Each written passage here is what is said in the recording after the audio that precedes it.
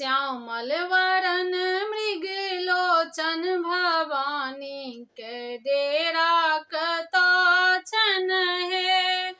श्यामल वरन मृग लोचन भवानी के डेरा कतो छन है। माँ के दुआरी पर अड़हुल के गछिया, माँ के दुआरी पर अड़हुल के गछिया, चमचम चमके सारी रतिया भवानी के डेरा ओ तो छन है। चमचम चमके सारी रतिया भवानी के डेरा ओ तो छन है। श्यामल वरन मृग लोचन भवानी के डेरा कतो छन है। श्यामल वरन मृग लोचन भवानी के डेरा कतो छन है।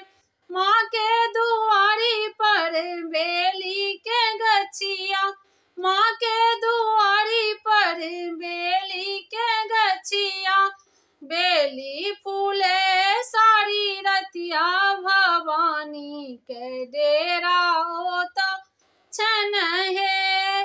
बेली फूले सारी रतिया भवानी के डेरा ओ तो छन है।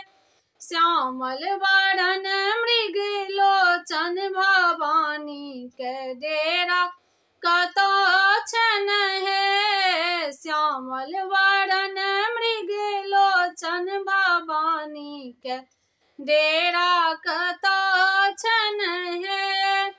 माँ के दुआरी पर चंदन के गछिया, माँ के दुआरी पर चंदन के गछिया, गम गम गम के सारी रतिया भवानी के डेरा ओ तो छन है।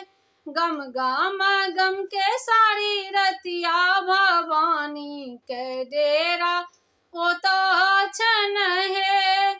श्यामल वरन मृग लोचन भवानी के डेरा कतो छन है। श्यामल वरन मृग लोचन भवानी के डेरा कतो छन है।